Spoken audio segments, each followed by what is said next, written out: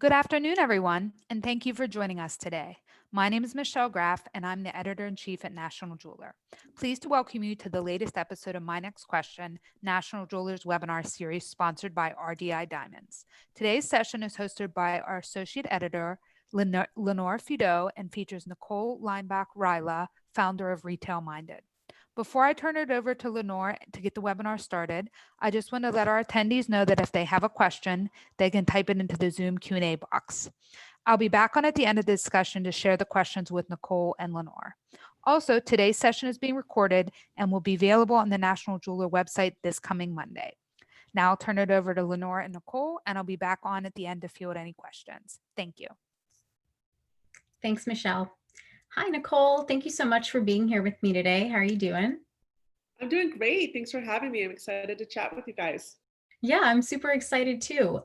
So I wanted to get started just by giving you a chance to introduce yourself and tell us a little bit about your background. Great. So as you guys know, I'm Nicole, and I founded Retail Minded nearly 14 years ago in an effort to bring news, education, and support to independent retailers primarily, although we do, of course, share our resources and the content we share to everybody. But prior to starting Retail Minded, I was on the wholesale side of the fashion footwear and handbag business. So I was in accessories, but I also, prior to that, worked for Sears Corporate. This is aging me a bit. But all that said, I've been really fortunate to work with the big box retailers, the wholesale side, and the independents have always been my favorite. So here I am today. Yeah. Right. So that is why I have you here with me today. I wanted to pick your brain on some retail related questions for the holidays. So we're coming up on Thanksgiving, but it's never too early to start talking about the holiday season. And now I feel like I say this every year, but it's like the holiday season started even earlier this year. Were retailers getting a head start on the holidays this year? Absolutely. And that was definitely in response to supply and demand issues that we have experienced due to the pandemic in 2020. It's also in response to consumers stretching their dollars this year and making sure that they allocate their budgets a little bit more cautiously than they have in the past because of, again, the pandemic. And I think also, quite frankly, it's because the opportunity to keep consumers engaged and to keep attention on retailers was also there. So collectively, all of those issues encouraged retailers to start promotions early and start marketing and communicating to their customers early. Right. So for me, this is usually around the time of year that I would start my holiday shopping around Black Friday. But this year, I already have a few gifts that I've bought already. I wasn't exactly in the holiday mood yet, per se, but I was getting a ton of marketing emails from stores that I shop at pretty often with some really good deals. So that motivated me to start shopping a little bit earlier than I normally would. What do you think is the best way right now for retailers to be reaching out to their customers about their holiday offerings? So hopefully the retailers listening today are already familiar with that term omni-channel, where they need to be reaching across different platforms to communicate and reach their audience. So in-store, online, social media, email marketing, those are all still very valid. I think more so than ever, we need to look at what I keep referring to as omni-communication though. So using each of the touch points you currently have in place with your audience and heightening your communication strategy. And so that's really going to mean letting them know what's available, when stores are open, what safety precautions you might be taking to welcome customers, communicating any TLC or red carpet customer service, as I call it, to support your customers if they want to shop in private. The extra communication this time of year, particularly during this pandemic we're in, I believe is going to really boost opportunity for businesses. I know as a consumer myself, and Lenore, you kind of just answered the question before I even asked, but you responded to emails. So you were already reacting to communication. And likewise, as a customer myself, I'm reacting to communication all the time that answer either A, my concerns about mass crowds in a store, or B, what are the sanitizing practices, particularly in categories like jewelry, where there's an intimate objective to potentially try something on or, exchange with personal help of something. So omni communication, I think, is really, really important, and making sure not just about the safety and the pandemic protocols, if you will, but also in general, what are your sales, what are your incentives, what are your return policies, if any, how and why can you support your customers? Answer those questions before they ask. Right, for sure. So I mean, in terms of holiday sales and stuff, I mean, I'm always looking for a good deal, and I'm sure that I'm not alone in that. I mean, particularly this year, when I'm sure for a lot of people, the budgets are maybe a little tighter than they were in the past. Are we going to see reduced consumer spending this year? So I get a lot of data, as in every single day, I'm getting data sent to me from a variety of resources, all valid, trusted resources though. And I've seen the average consumer will spend $400 in gifts this season. Okay. So spending on purchases for somebody other than themselves, that's the average consumer. Of course, depending on who's listening, you might not be catering to the average consumer. You could be catering to someone entirely different with a different wallet to spend, so to speak. I think at the end of the day, the reality is consumers are still shopping, and they're mostly interested in what's the best deal and experience for them. It's not just about the numbers anymore. It's also about the experience. And while that's always been there, I believe this pandemic has heightened what that means. So I think retailers need to pay extra attention to that as well. Right. And I mean, so of these holiday spending dollars that are going to be available, which categories are expected to draw in the most holiday shopping this year? So certainly home has gained a lot of growth over the past 8 months or so. It's always been a popular category, but this year we're seeing it more than ever simply because people are spending more time at home. But Right. also with that is self-care and self-reflection. Okay. So people are looking at themselves more. And what does that look like? Like the athleisure category of apparel and comfort clothing, things that people can wear comfortably at home, but still feel good about how they're, let's say, presenting themselves. They might not want to be in traditional PJs. They want to like take it to another level. Maybe that wasn't their life before. They might have been wearing traditional work clothes or getting out of the house more, a different wardrobe in general. But that Right. self-care and again, self-reflection is big. And I do actually think jewelry falls into that category because people are looking at themselves. What is it they want for themselves, right? Even if it's not that they're making the purchase for themselves, they can certainly tell someone, hey, I want this, right? So that self-care category is a big, big deal. And that crosses between skincare, beauty, apparel, accessories. And so definitely the opportunity there is pretty grand. Right. So I mean, regardless of what exact gifts you are choosing this year, I would say for a lot of people, they're going to be looking for them online and they're going to be purchasing them online. So what can retailers do to prepare for an increase in their volume of online orders? So online can be a scary word for retailers, particularly if you have a brick and mortar background. And so one of the things I've been really encouraging retailers to do is to leverage whatever they've done in the past. So if that is brick and mortar, use your environment to still boost online selling. You can do that nowadays through social commerce, social sales, selling directly from social media. There's applications such as the app called Comment Sold, which I'm a huge fan of. If you're not familiar with it, it's Comment Sold, one word. And it's a technology that integrates into your existing social media like Facebook and Instagram. And then you can use video like we are here to sell your inventory. So if I was, let's say, a store owner and behind me is my beautiful showroom or studio or retail space, however I might define it, I can show them an assortment of, let's say, 50 and under, 100 and under, depending on who your audience is, and do a clip to help sell. Okay, today at 10, I'll be going live and sharing gifts you can get for $50 and under. We'll package it and send it directly to your customer, or to whoever it is you want to give it to. So talk to your audience through that heightened omni communication we talked about earlier, but leverage technology to help you actually make transactions. And that's the catch. Like, it's not just traditional video that you're sharing. You're actually saying, here's a process, you can comment below, hence the term comment sold, and the transaction process begins. So part of it is training your customer how to use this, but these are new technologies that will be introduced and have been introduced in 2020 well, even earlier than 2020, but gained a lot more popularity this year. And then in 2021 and beyond, you'll be able to leverage this as an expanded selling avenue too.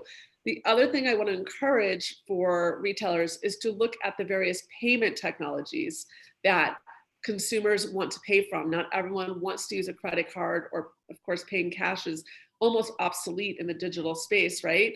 So introduce payment platforms that welcome more convenient payment options for your customers as well online. Right.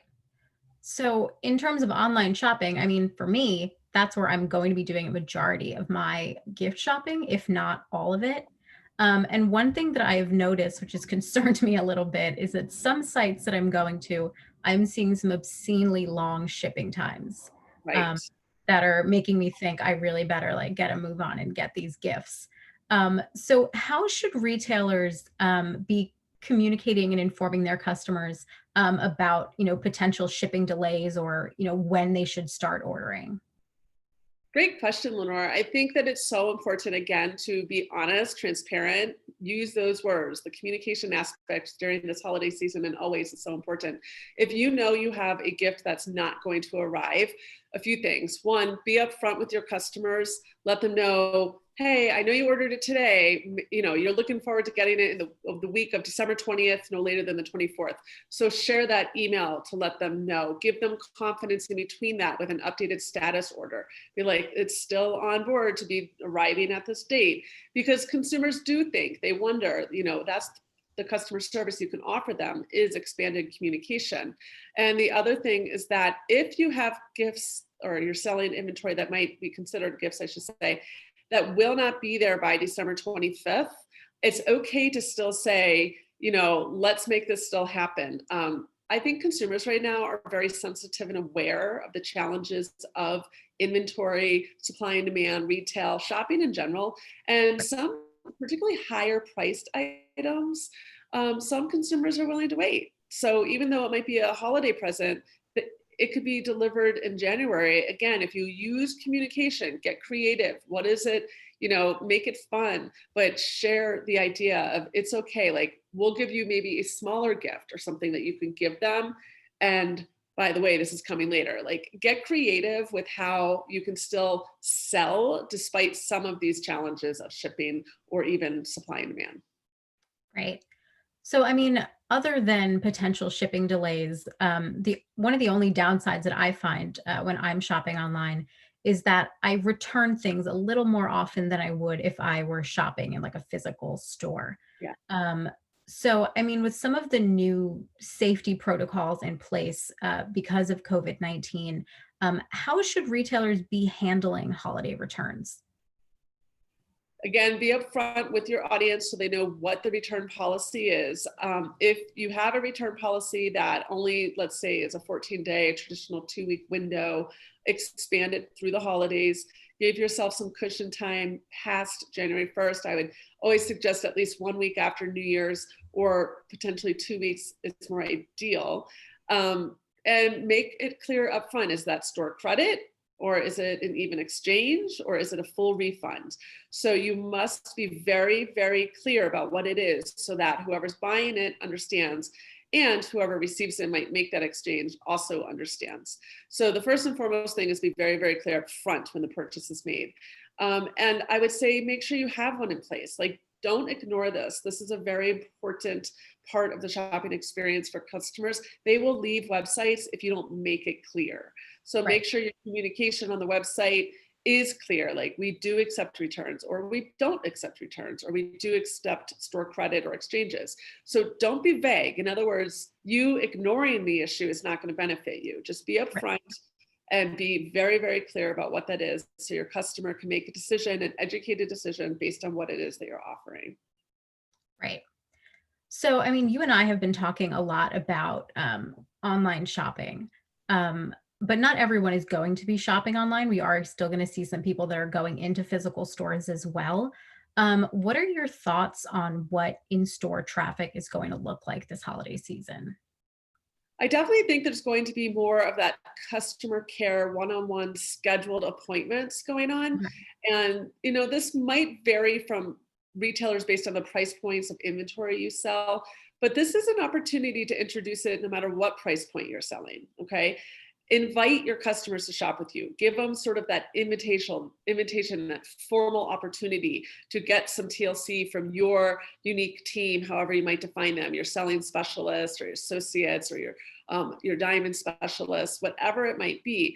Invite them to want to come spend one-on-one time with you, socially distanced, responsibilities in place, and make those experiences really heightened, because this is what consumers want. They want to feel like you've gone out of your way to not only support them during a pandemic, but to rise above what the competition might be offering and be more memorable than ever before. You really do want to roll out the red carpet. I always say, Lenore, when it comes to shopping, there's 3 steps to red carpet customer service. The first is to be starstruck, no matter who walks in your door. The second is to treat them like royalty. So you wanted to find your store standards. What does that look like? The third is get their autograph. And that, of course, means you've made a transaction, so to speak. And so leverage that red carpet approach. Yeah, you want to really boost that red carpet experience. But again, because they're not just walking into your store the way they may have in 2019, this year, you need to really invite them, go out of your way, use that email list, use social media, reach out to your local press, let them know how you're catering to customers so you can get some media and maybe even meet new customers. And the other brick and mortar opportunity that I think's often overrated, no matter whether it's pandemic or not, is to consider working with some like-minded but non-competitive local businesses so you can benefit from each other customers. So if you're a jewelry store, maybe you have a bakery come in and offer complimentary pastries or cupcakes or whatever it might be on Small Business Saturday, which is coming up November 28th, through the weekend, or maybe throughout the whole holiday season. And likewise, you give them something, maybe a coupon or an incentive for them to offer every customer who makes a purchase in their bakery. So get creative to reach out in new ways to get new customers also. Right. And so speaking of in-store shopping, we are approaching Black Friday, which in its heyday, is the biggest shopping day, especially for in-store shopping. Is it going to be the same this year? Is Black Friday still going to be a major shopping holiday the way it's been in the past? I definitely think there will be some people who get out into the stores and enjoy that Black Friday tradition, but I absolutely think it's going to be different than it's been. I think there will be more online buying than we've seen in Black Friday in the past. And with Cyber Monday to follow the following week, there's a lot of, just as we've already discussed, online being accelerated this year. So I think we're going to see more online than in store. In store, though, is still important if you're, depending on the community you live in or where you are, just be responsible to make those purchases as a consumer, but more importantly, if you're supporting your consumers, make sure, again, you are supporting any sort of COVID responsibilities that you can take so your customers want to spend time in your store and engage with your inventory. I don't think it's going to be as busy, though. I hate to say it. No, that's fair. Yeah. So, talking about Black Friday at all just gives me flashbacks. When I was in college, I worked in retail at a children's clothing store. And for me, I just remember Black Friday at the time, just being insane. Between the crowds, the people lining up in front of our store, at 5 a.m, and just the mess all over the store. So, speaking as you were about some of the safety restrictions that we're going to have this year, what can retailers do to sort of manage these in-store Black Friday crowds, assuming that there are some? Right. Yeah. Well, the first thing is to make sure you're aware of whatever your town or community's limits are to store capacity. I'm in Denver, Colorado, and we have a 25% capacity right now taking place. So you want to make sure you have signage outside your store that will allow for customers who might be waiting to understand, maybe you even use a red for stop, a green for go, just a red and a go. If it's red, that identifies come on in, right? If it's green, or green, come on in, red, stop. Get creative, but also make it very, very easy for customers to understand. You want to incorporate navigation. So if you identify you want customers to turn to the right and shop the store as if it was a clock versus move around at their leisure. So you keep the flow of traffic with less people crossing paths, right? These are in-store opportunities to support that COVID experience, but also say, hey, we want to support you in your shopping too. So use signage, use directional signage, even consider what the floor, your actual floor looks like with maybe some of the thicker floor tape. You can make it look pretty, just make it arrows or rows, whatever it might be, and to support your store environment, to keep consumers moving at a pace that will more confidently allow them to navigate your store without crossing with other customers. Right. So, I mean, speaking of safety measures, my last question for you is what is the best way to communicate the measures that your store is taking to your customers so that, it gets across to them that this is a safe place for you to shop this year? Great question. I think I go back to that omni communication. You can't tell them basically enough. Be sure that you are sharing what you're doing on your online review sites like Yelp or your Facebook review page or Google review.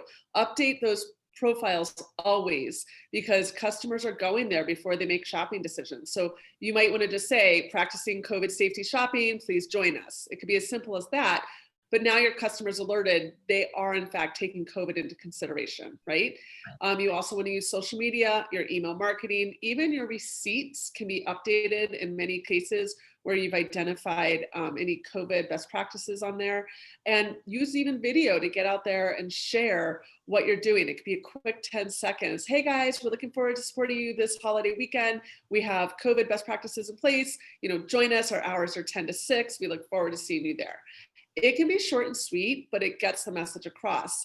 And of course, push those Instagram stories, those Facebook stories, those push to the top of everybody's feeds.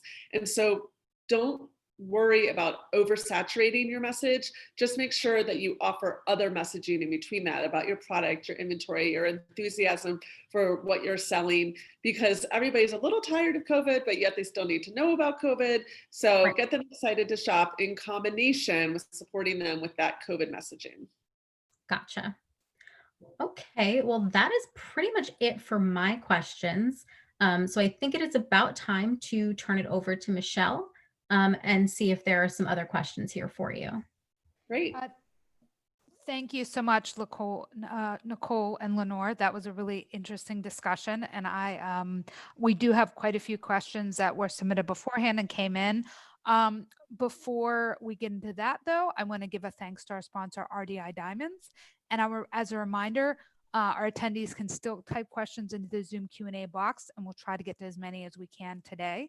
While we give everyone a minute to input some questions, I just wanted to see a quick word about RDI Diamonds. RDI Diamonds, the selection you want, the quality you need. Thousands of diamonds, that's just the beginning. RDI offers a wide range of services and support to help you succeed. From flexible memo options, a partnership with De Beers Group Industry Services, to generous stock options and cost-efficient shipping. RDI's goal is to provide the highest quality of both care and diamonds to your store. Visit rdidiamondstoday.com, rdidiamonds.com today to learn more. That's rdidiamonds.com. Now let's get started with our listener questions. And this is a good one, I think. Nicole, what do you think will be the busiest in-store shopping days for December, considering obviously the COVID-19 situation? Usually we look at like the Saturday before Christmas as being very busy. How do you think the in-store traffic's going to go this December? So I actually think it will be very similar only because consumers, although they've had to shift some of their traditional habits, those last minute shoppers are still there, right? So they're still going to be last minute folks. And so I think that last minute wave of customers is going to be an opportunity for retailers to capture a lot of dollars. Okay, so it's another kind of calendar question here, and I think this is a pretty interesting one. Do you think the whole Black Friday is kind of on its way out? I mean, we're seeing online shopping as something that's been coming for years. It was only accelerated by the pandemic. And we got in the situation there for a while where stores were even opening on Thanksgiving. because people were so excited to get out and shop for the holiday. But then those retailers got some blowback for obviously making people work on Thanksgiving. And then more people kind of started to pull back on that. So, I mean, do you think Black Friday after this is going to keep being the kind of event it has been? Or do you think this is kind of forever altered the way people look at shopping? Great question. I think that Black Friday has been taking a shift in recent years as it is. And so this 2020 has more or less solidified that Black Friday is no longer a singular experience, a singular day experience. Just yesterday, I went on to a variety of different websites of different retail brands across all categories just to see what they were doing in terms of marketing, promotions, communication. And nearly all of them had a Black Friday message happening for right now. Okay. And so I think that your customer starts to make that decision to say, I'm not going to trust you're only offering something on Friday, but rather you've trained me already to believe I can capture my deals sooner than later. I think the big takeaway as consumers that we need to remember from this whole pandemic is they've all become smarter. They've become savvier and they've become trained in many ways too. And so Black Friday, they're no longer, so to speak, as fooled to believe that it's a one-day experience. They've sort of been more awake than ever this year and like, wow, I can maybe get a better deal at the beginning of November versus the end. Or if I hold my receipt, I can make an exchange. So there's definitely sort of an end to Black Friday, I believe, the traditional Black Friday as we know it. Yeah, I think that's a really interesting question. Um, so someone else wants to know, and you got into this a little bit. I thought it was interesting when you're talking a little bit about the rise in athleisure sales, where kind of traditional apparel is suffering. What is your holiday forecast for luxury jewelry holiday sales? Do you want to talk a little bit more about your thoughts about jewelry? I know you kind of said you thought it would do pretty well. Can you elaborate on that a little bit? So we have seen that, for a good majority of luxury purchases during the pandemic, they haven't been impacted all that much. That's continued. Now, they may have shifted their dollars temporarily to say, hey, I'm not going to buy for myself at the beginning of the pandemic. I'm spending more time at home. I'm looking around. I'm going to invest more in furniture. But they've sort of made those purchases. It's all about them again. And the sentiment of the holidays traditionally is also about them, right? So the sentiment of holiday gift giving typically is more luxury for this audience. Again, the luxury audience is a little bit more luxury minded as a self purchase. Like what can she or he benefit from as a luxury purchase? And jewelry definitely falls into that category. So I think luxury will take a small dive, but not a deep one. I think that the luxury jewelry space will take a small little hit to what we might have seen in 2019, with a very, optimistic 2021 ahead of them, with the vaccine hopefully in place and different things. But I think that they'll be okay. And I think that, again, going back to the point I made earlier, self-reflection and self-care has been so big that people are also opening up their jewelry cases, right? They're looking around and saying, what do I want? What don't I have? Maybe I should clean out my closet, and that comes with also saying, I'm getting rid of this, but I want that. Yeah, I mean, I think jewelry is also a beneficiary of two other things. Number one, that people aren't spending money on trips, and that's a big competitor for jewelry. They didn't take that, 25th anniversary trip to Italy, so they're going to get a nice piece of jewelry instead. And number two, I think the group most impacted by the pandemic is not the group that's generally buying a lot of jewelry, right? Like I Correct. think the pandemic has widened the income gap and the wealth gap in the United States, and jewelry obviously always errs on the side of something that more wealthy people purchase anyway in Yes. a lot of cases. So, okay, we have a couple more questions here I'd like to get to. Um, you were talking about store safety, I thought was interesting. Here's a question.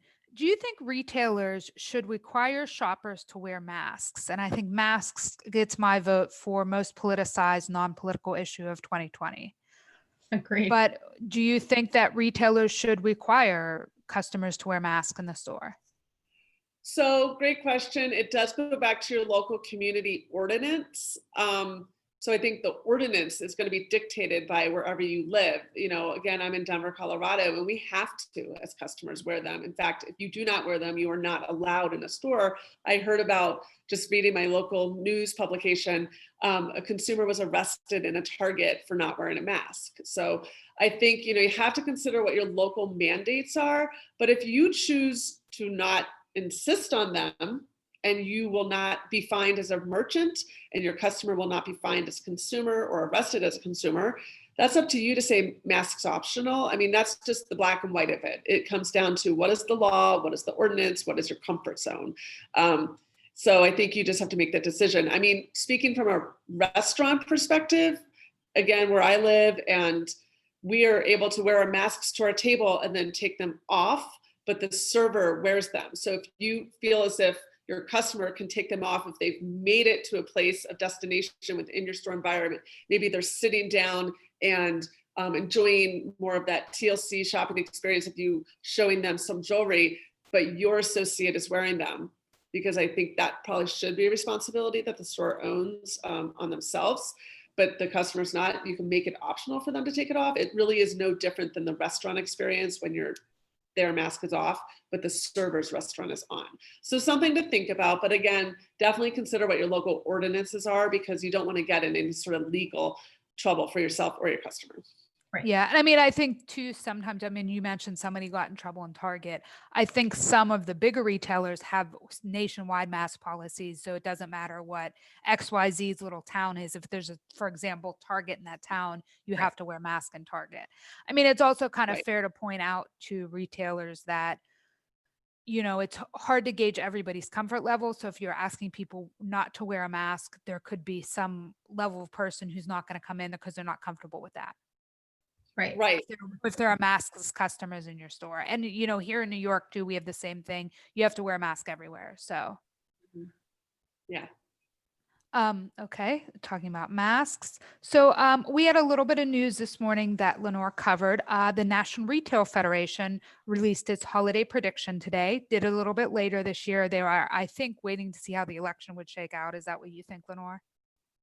So they were looking at a couple different things before they made their prediction. I think definitely the election had a hand in it, but I think also just seeing where the pandemic was going, how many new cases we were seeing, I think that all had a role to play in why it was about a month or so late. Yeah, so the National Retail Federation holiday prediction came out today, and they say that they think holiday sales could be up as much as 5% year over year, which is honestly the strongest prediction I can remember from them in quite a few years. Yep. Nicole, do you agree or disagree with this forecast? Too high, too low, about right? I follow the NFR very closely and participate in a lot of the work that they do. I think it is optimistic, and I think that it's going to depend on some categories. It might be very category specific, but I think some categories are going to take a deep dive, while others will have opportunity to boost. Collectively speaking, I think it's probably a little optimistic. I hope we just reach 2019 numbers. I talk to a lot of retailers, and the independent retailers, and they're not getting dollars right now. They're struggling, right? So I do worry that some consumers are just pushing those dollars to big box stores because they might feel more confident in their savings at those places. But collectively speaking, I do think that retailers there's going to be quite a few that struggle.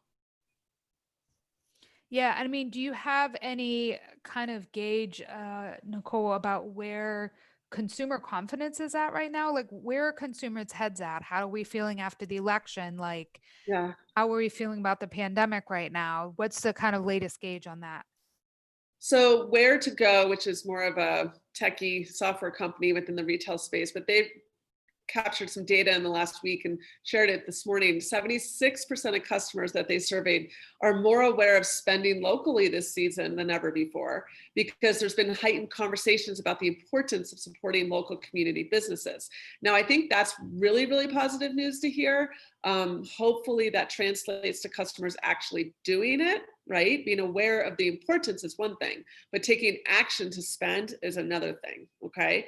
And so I think that we need to just be very realistic as consumers and very realistic as retailers to recognize where we spend is voicing what we want to support. Does that make sense? And so as business decision makers, which everybody tuning in today, they are business decision makers, right? We need to not just talk the talk, but actually take that walk as well and do what we're encouraging others to do. And I hope that that can happen, because I think that's the only chance of survival for so many small businesses across all categories. I'm not just talking jewelry. When I say this, it's a little bit more broad, but it is so important. Yeah, that's very true. So that's all the questions we have for today. So again, thank you so much to our guest, Nicole, for joining us today. And Lenore, thank you so much for hosting. You can tune in for another episode of My Next Question next Tuesday, December 1st at 2 p.m. Eastern. And the information is here on the slide. It's my turn to do my next question. I'll be interviewing Annie Dureska and Elisa Jenkins. They're the co-founders of the new Black and Jewelry Coalition. And we're going to be talking about why they started the BIJC and what they have planned for 2021. So that is going to be next Tuesday, same time, 2 p.m. Eastern. And I'm going to go ahead and drop the link into the chat. So if you want to sign up, you can do it there. And once again, I want to thank our guests and our host for today. And I hope everyone has a very happy and safe Thanksgiving. Thanks again. Bye, guys. Thank you. Bye.